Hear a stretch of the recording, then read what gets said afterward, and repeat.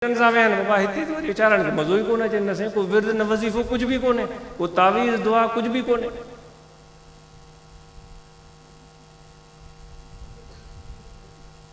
सभई सांगा सटे सटे के मर्द ईंदा मैदान में, गिरेडनि जा शौक़ीन जेके आहिनि उहे हिते किथे ठहंदा बाबा? हिते त कुर्बानी वारा सहनि था न। असांखे मां त उन्हनि जे कदमनि जी ख़ाक आहियां। जन्म या सची मोहब्बत आहे। मूंखे त सच पुछो हिते वेहंदे शर्म थो थिए ऐं इन लाइक़ु ई न आहे। जेके सची मोहब्बत था कनि, जेके इन ख़ुदा जी मोहब्बत में तन मन धन कुर्बान करण लाइ तयारु आहिनि, जेके पैसे जा पूजारी न आहिनि, जेके ताक़त जे नशे में गुम न आहिनि, ख़ुदा जी मोहब्बत में गुम आहिनि, उन्हनि जे कदमनि तां कुर्बान। भली उहो गॾु गाॾो वहाइण वारो हुजे, भली उहो मथे ते खारी रखी मच्छी विकण वारो हुजे, उन जे कदमनि तां कुर्बान। ऐं गिरेडनि वारनि जी त ॻाल्हि ॿुधाईमांव, जीअं ॿार खां रांदीको खसे वठिजे, घड़ी खां रांदीको मिलेसि वीचारो बते खेॾंदो कुॾंदो, ॿिया सभु 10 ॿार पोयां। जीअं ॾिठो त गिरेडनि वारनि जे पोयां साईं ख़ुदा जे वास्ते मुंहिंजो ही कमु, साईं ख़ुदा जे वास्ते मुंहिंजो, बाबा मूंखे टाइम कोन्हे, टाइम कोन्हे, टाइम कोन्हे। ॿार बि ईअं हूंदो आहे, उनखां रांदीको खसे वरितो वीचारो ईअं टंगू टेड़े वेही रहंदो। उहो कुर्सी हमराह खां वही त बसि ईअं सम्झो जीअं चवंदा आहिनि बेवाही स्टेशन ते। बाबा ईअं न थियो, ॾाह इहा तव्हांखे दावत था ॾियो। मां अर्ज़ पहिरियां ई करे चुको आहियां त गौर फ़िक्र जी दावत, सोचण जी दावत। बसि हाणे घणी गुफ़्तगू अञा दिलि चवे थी, के ॻाल्हियूं आहिनि दिलि जूं करणु चाहियूं था, पर सच पुछो त मुंहिंजे अंदरि जुरत जी कमी आहे। ऐं जंहिंसां मशवरो कयूं त उहो बि चवे थो साईं ख़्यालु कजां, इहा ॻाल्हि न कजां। इन जे करे दोस्तो पंहिंजे अंदरि कमज़ोरियूं, पंहिंजे अंदरि उहा मोहबत जी कमज़ोरी, ईमान जी कमज़ोरी, उहे शयूं मजबूर थियूं कनि दिलि जूं ॻाल्हियूं करण लाइ। दिलि ॾाढो थी चवे।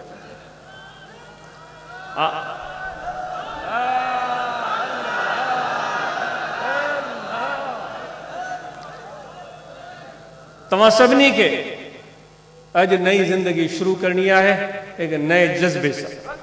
नबीअ जा तव्हां ग़ुलाम बणिजी, उहे सिर्फ़ु उहे न जेके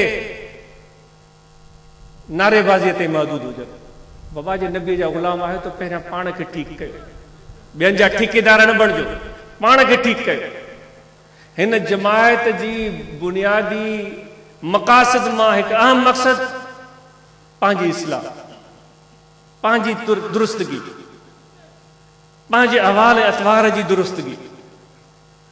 ॿियनि जे ठेकेदार बणजण जी ज़रूरत ई कान्हे। ॿियनि सां जे ठेकेदारी का कयो था त प्यार वारी ठेकेदारी कयो। तव्हां प्यार जा ठेकेदार बणिजी वञो। जेको आयो न आयो उनखे सीने सां लॻायो, उनखे प्यार ॾियो, उनखे शफ़क़त ॾियो। न पुछो उनखां नालो, न पुछो उनखां ज़ात, न पुछो उनखां ॿी का ॻाल्हि, उनखे सीने सां लॻायो। इंशाअल्लाह इहा जॾहिं वापार तव्हां आम कंदो न, इन वापार में ख़ुदा बि तव्हां सां शामिल थी वेंदो। मलहुल मौला फलहुल कुल, जंहिंजो रब तंहिंजो सभु। इहा तव्हां अमीरी, इहा आहे अमीरी, इहा आहे अमीरी। हिते ईंदा आहियूं। कल्ह मूंखे इहो साईं फरमाइनि पिया, साईं फ़क़ीरपुर में आहे सादगी, पर एतिरो त मज़ो लुत्फ़ आहे। वाक़ई असां रहूं 2 ॾींहं 3 ॾींहं था, पर सच पुछो इन सादगी, इन मिटीअ में जेको सुकून ऐं मज़ो आहे, कंहिं दुनिया में कंहिं शइ ते, कंहिं ॿी जॻह ते न हो। पर ख़बर तॾहिं पवंदी जो वाक़ई असां बि हिते टाइम गुज़ारियो। उसके साथ सब दोस्तों को गुजारिश की जाती है वफूद की सूरत में निकलें और इस मिशन को आम करने की कोशिश करें। लंबे लेक्चर देने की जरूरत नहीं है, उनको खुदा के साथ उसकी तार जोड़ने की जरूरत है। जिक्र की दावत है, सोबत में लेकर आए।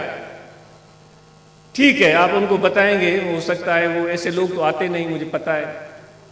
उनको कुछ तो आप बताएंगे, भाई कुछ ग्रेड मिल जाएगा, कुछ ये भी हो जाएगा, वो भी हो जाएगा, भले कहें, लेकिन यहाँ काम जिक्र का होगा भाई, अल्लाह के जिक्र और उसकी मोहब्बत की।